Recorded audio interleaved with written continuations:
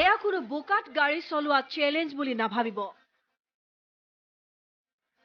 হাইলাকান্দিৰ ৰাষ্ট্ৰীয় ঘাইপথত ড্ৰাইভাৰৰ অগ্নি পৰীক্ষা। অলপ নহয়, সাংঘাতিক বোকা। দৃশ্য 1, বাহন নহয়, বোকাত হাঁহৰ প্ৰচেছত। দৃশ্য 2, দুচকীয়াত বোকাৰ পৰা জোতা বচাও। দৃশ্য 3, হাইলাকান্দিলৈ গ'লে গাড়ীত লৈ যাব কোৰ অথবা বেলচা। গাঁত খান্দি বোকাৰ পৰা উঠাব লাগিব আপোনাৰ গাড়ী। বোকাৰে আৱৰা পথ আৰু চালকৰ দশা এয়া হাইলাকান্দিৰ 154 নম্বৰ ৰাষ্ট্ৰীয় ঘাইপথৰ।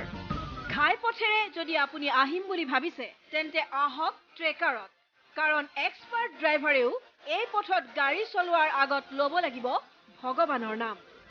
का हालत कितना ख़राब है, लेकिन यहाँ पे कोई सुनवाई नहीं है। लोग कितनी तकलीफ उठा रहे हैं, लेकिन कोई सुनवाई नहीं है।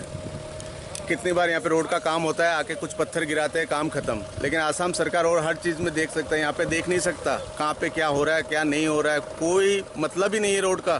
पब्लिक तकलीफ उठा रही है, एक्सीडेंट हो रहा है, किसी का सर फूट रहा है, किसी की गाड़ी फंस रही है, गाड़ी खराब हो रही है। অসম মিজোৰাম সীমান্তৰ পথ যোগাযোগ ব্যৱস্থা এক প্ৰকাৰ এতিয়া স্তব্ধ। ভয়ানক হৈ পৰিছে পথৰ অৱস্থা। আঁঠুলৈকে বোকা হৈ পৰা পথত আবদ্ধ হৈ পৰিছে বহু যান বাহন। কচুৰথলৰ অঞ্চলেদি অসমৰ পৰা মিজোৰামলৈ প্ৰৱেশ কৰা সকলো যান বাহন এতিয়া বিপৰ্যস্ত। কিন্তু পথৰ বিধ্বস্ত অৱস্থাৰ বাবে স্তব্ধ হৈ পৰিছে যাতায়াত।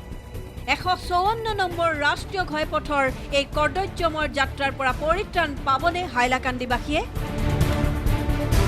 হাইলাকান্দিৰ পৰা নীলোৎপল দেৱ, নিউজ লাইভ।